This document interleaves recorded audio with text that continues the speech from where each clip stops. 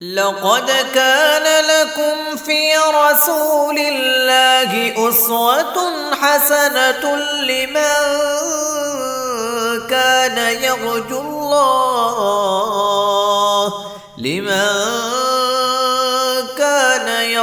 الله واليوم الآخر وذكر الله كثيرا نحمده ونصلی علی رسول الکریم اما بعد۔ صحیح البخاری کتاب الحیض باب نمبر 11 باب هل تصلی المرأة فی ثوب حاضت فیہ۔ باب ہے اس سلسلہ میں کہ عورت جس کپڑے کے اندر اس نے حیض کے ایام گزارے ہوں انہی کے اندر نماز ادا کر سکتی ہے۔ حیض والے کپڑے اگر ان کو خون وغیرہ نہیں لگا تو جب طہر کے ایام آئیں ان کپڑوں کو بغیر دھلائی کیے ہوئے اسی طرح پہن کر نماز پڑھی جا سکتی یا نہیں۔ یہ باب قائم کرنے کا امام بخاری رحمہ اللہ کا مقصد یہ ہے کہ قبل از اسلام عورتوں کا یہ طریقہ کار تھا کہ حیض کے ایام میں جو کپڑے پہنے ہوئے ہیں حیض ختم ہونے کے بعد وہ ضروری سمجھتی تھی کہ کپڑے دوسرے پہنے جائیں یا ان کو دھو لیا جائے۔ یہ ان کی ایک نظافت طہارت کے لیے ایک لازمی سمجھا جاتا تھا۔ امام بخاری رحمہ اللہ اس کا رد کرنا چاہتے ہیں کہ حیض والی عورت کا پسینہ وہ نجس نہیں ہے، اس کا لعاب نجس نہیں ہے۔ اگر اس کے کپڑوں کو پسینہ لگا ہے، ہاتھ لگے ہیں، لعاب وغیرہ لگا ہے، اس سے کپڑے نجس اور پلید نہ ہوں گے۔ البتہ اگر دم حیض کا خون لگا ہے تو وہ متاثرہ جگہ کا دھونا لازمی ہے اور باقی کپڑوں کو دھونے کی ضرورت نہیں۔ اگر کوئی صفائی کے طور پر دوسرے کپڑے پہن لے یا دھو کر پہنے تو الگ بات، شرعی طور پر اس پر کوئی پابندی نہیں ہے کہ وہ ان کپڑوں کو لازمی طور پر دھو کر ہی استعمال کرے۔ حدیث نمبر 312 قال حدثنا ابو نعیم قال حدثنا ابراہیم بن نافع عن ابن ابی نجیح عن مجاہد قال قالت عائشہ ما کان لإحدانا الا ثوب واحد تحیض فیہ۔ حضرت مجاہد فرماتے ہیں سیدہ عائشہ رضی اللہ تعالیٰ عنہ نے یہ بات فرمائی کہ ما کان لإحدانا الا ثوب واحد، ہم میں سے کسی ایک کے پاس صرف ایک ہی کپڑا ہوتا تھا، یعنی ایک ہی سوٹ ہوتا تھا، تحیض فیہ جس کے اندر ان کو حیض کے ایام وہ گزارتی۔ ابتدائی اسلام کا یہ واقعہ ہے، چونکہ ابتدا میں حالات کافی تنگی والے تھے تو اس وقت عورتوں کے پاس کوئی ڈبل سوٹ یہ زیادہ نہیں ہوتے تھے، ایک ہی لباس ہوتا تھا، تو طہر کے ایام میں اور حیض کے ایام کا اندر اسی کو استعمال کیا جاتا۔ اگرچہ بعد میں جب فتوحات ہوئی ہیں تو آسانیاں ہوئی ہیں تو اس وقت ڈبل سوٹ بھی ہوتے تھے، جس طرح کہ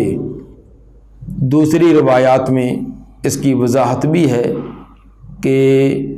دو ان کے کپڑے یعنی حیض کے کپڑے الگ ہوتے تھے، دوسرے الگ، لیکن یہ بعد میں وسعت کے وقت کی بات ہے۔ فَإِذَا أَصَابَهُ شَيْءٌ مِّن دَمٍ، جب پہنچتی اس کو کوئی شے خون سے، اس کپڑے کو حیض کے خون کا کچھ حصہ پہنچ جاتا، قالت بِرِيقِهَا، یہاں قالت فعلت کے معنی میں ہے، قالا فعل کے معنی میں استعمال ہوتا ہے، کرتی وہ بِرِيقِهَا اپنے لعاب کے ساتھ، فَمَسَعَتْهُ اس کو رگڑ دیتی بِظُفْرِهَا اپنے ناخن سے۔ قالت بِرِيقِهَا اس مطلب کہ لعاب تھوک جو ہے وہ اس متاثرہ حصے پر لگا دیتی۔ تھوک کے اندر کچھ چکناہٹ بھی ہوتی ہے اور کچھ نمکین پن بھی ہوتا ہے، جس کی وجہ سے کوئی جمی ہوئی چیز کا اکھڑنا جلدی ہو جاتا ہے عام پانی کے بنسبت۔ پانی کی بنسبت اس کے اندر چکناہٹ بھی ہے اور اس کے اندر نمکین پن بھی ہوتا ہے، تو وہ پہلے لگا کر اس کو تھوڑا سا نرم کر دیتی، نرم کے بعد کرنے کے بعد اس کو کھرچ دیتی۔ لیکن طہارت کے لیے یہ صرف لعاب لگانا ہی کافی نہیں ہے، بلکہ یہی روایت دوسری جگہ وضاحت سے حدیث نمبر 308 میں پیچھے گزری ہے، جس کے اندر سیدہ عائشہ رضی اللہ تعالیٰ وضاحت فرماتی ہیں کہ پہلے ہم اس کو خون کا جو جسم ہے اس کا جرم ہے اس کو کھرچ دیتی، کھرچنے کے بعد پھر پانی کے اندر جھنجھوڑتی دھوتی۔ تو اصل طہارت تو پانی کے ساتھ ہی ہونی ہے، لیکن البتہ لعاب جو ہے یہ دھونے کے اندر ایک آسانی اور سہولت کا سبب اور باعث بنتا ہے کہ اس کے ذریعے وہ خون وغیرہ وہ نرم ہو جاتا ہے، جس کا اکھڑنا آسان ہو جاتا ہے۔ بعض لوگوں نے اس سے یہ سمجھ لیا کہ شاید لعاب سے ہی کپڑا پاک ہو جاتا ہے، پھر اسی پر انہوں نے یہ بھی قیاس کر لیا کہ کوئی بھی مائع چیز ہے اس سے نجس کپڑا وغیرہ دھو لیا جائے تو پاک ہو جائے گا، خواہ وہ دودھ ہے، خواہ وہ کوئی شربت ہے، خواہ نبیذ ہے، اور اسی روایت کو حجت و دلیل بنا کر۔ حالانکہ اس روایت میں صرف یہی بات نہیں ہے کہ وہ صرف لعاب سے ہی کپڑا پاک ہوتا تھا، بلکہ لعاب تو صرف خون کو اکھاڑنے کے لیے، اس جگہ کو نرم کرنے کے لیے استعمال ہوتا تھا، بعد میں پانی کا استعمال بھی ہوتا تھا۔ باب نمبر 12، باب طیب للمرأۃ عند غسلها من المحیض۔ باب ہے عورت کا خوشبو استعمال کرنا حیض کے غسل کے بعد۔ حیض کا غسل کرے یعنی حیض سے فراغت کے بعد جو غسل کرے اس وقت خوشبو کا استعمال کرنا، اس کا بیان۔ حدیث نمبر 313، قال حدثنا عبداللہ بن عبد الوہاب قال حدثنا حماد بن زید عن ایوب عن حفصة عن ام عطیہ قالت كنا ننہى ان نحد على میت فوق 3۔ حضرت ام عطیہ رضی اللہ تعالی عنہ فرماتی ہیں كنا ننہى ان نحد على میت فوق 3، ہمیں روکا جاتا تھا، منع کیا جاتا تھا کہ ہم سوگ منائیں کسی میت پر 3 راتوں سے زیادہ۔ جب صحابی یا صحابیہ یہ کہے کہ ہمیں روکا جاتا تھا تو روکنے والے نبی صلی اللہ علیہ وآلہ وسلم ہی مراد ہوتے ہیں۔ اسی طرح اگر کہیں کہ ہمیں حکم دیا جاتا تھا تو حکم دینے والے بھی نبی صلی اللہ علیہ وآلہ وسلم ہی مراد ہیں۔ فرماتی ہیں کہ ہمیں میت پر، فوت ہونے والے پر 3 دن سے زیادہ سوگ منانے سے منع کیا جاتا تھا۔ الا علی زوجن 4 اشہر و عشرہ، سوائے خاوند کے اس پر 4 مہینے اور 10 دن۔ کوئی بھی کتنا بھی کوئی قریبی رشتہ دار ہے، بیٹا ہے، بھائی ہے، باپ ہے، تو 3 دن سے زیادہ سوگ نہیں ہے۔ ہاں البتہ خاوند فوت ہو جائے تو تب اس کی بیوی 4 ماہ اور 10 دن تک وہ سوگ والی کیفیت میں رہے گی۔ سوگ کا مطلب یہ نہیں کہ الٹی چار پہ الٹی کر کے بیٹھ جائے، یا وہ 4 پہ پر بیٹھنا ممنوع سمجھے، نیچے ایک بوریا بچھا کر اسی پر بیٹھی رہے، بلکہ طریقہ اس کا بتلایا کہ ولا نقتحل ولا نتطیب، کہ نہ ہم سرما پہنیں اور نہ خوشبو استعمال کریں، ولا نلبس ثوبا مثبوغا، اور نہ رنگین کپڑا پہنیں، الا ثوب عصب، سوائے وہ کپڑا جس کا سوت رنگا ہوا ہو۔ یہ تھا سوگ منانے کی شکل اور کیفیت کہ زیب و زینت اختیار نہیں کرنی۔ زیب و زینت کے اندر سرما پہننا ہے، خوشبو لگانا ہے، کوئی خوبصورت کشش والا لباس پہننا ہے، اور یا اسی طرح آج کے دور کے اندر کوئی کریم وغیرہ ہے، اسی طرح عورتیں جو ہے وہ زیب و زینت کی اور چیزیں استعمال کرتی ہیں، یہ وہ استعمال نہ کرے، ایک سادہ حالت میں یہ ایام گزارے۔ کپڑے کے بارے میں فرمایا کہ ولا نلبس ثوبا مثبوغا، رنگا ہوا کپڑا یہ خوبصورت ہوتا تھا، اس کے اندر وہ دھاریاں بنانا یا اس کے اندر نقش و نگار اس طرح کے جو اس دور میں بنائے جاتے تھے۔ الا ثوب عصب، سوائے اس کپڑے کے جو پہلے سوت ہی رنگا ہو۔ ایک ہے کہ پہلے سادہ کپڑا رنگ کر بعد میں اس کا پر پرنٹ کرنا، اس پر کوئی بوٹے وغیرہ، پھول وغیرہ، دھاریاں وغیرہ بنانا، یہ ایک خوبصورت کپڑا بن جاتا تھا۔ ایک ہے کہ پہلے بننے سے پہلے جو سوت ہے، دھاگا ہے، اسی کو رنگ لیا جائے، تو جب وہ رنگا جائے گا، وہ کپڑا بنا جائے گا، تو اس دور میں جیسے سادہ انداز تھے بننے کے، اس کے اندر کوئی خوبصورتی والے پھول بوٹیاں کا بنانا، کوئی دھاریوں کا بنانا، کوئی اس طرح کشش والی چیزیں نہیں بنتی تھی۔ البتہ آج کے دور کے اندر دھاگا پہلے بھی بنا ہو اور مشینوں کے ذریعے جب اس کو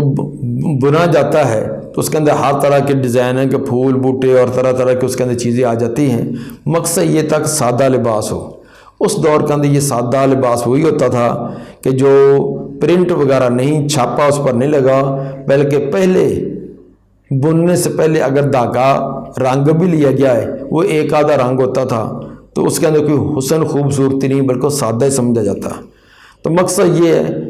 کہ ہر دور کے اندر وہ اس کی کیفیت دیکھی جاتی ہے کہ سادہ لباس ہو، اس کے اندر کوئی کشش والا انداز نہیں ہونا چاہیے۔ قد رخص لنا عند الطہر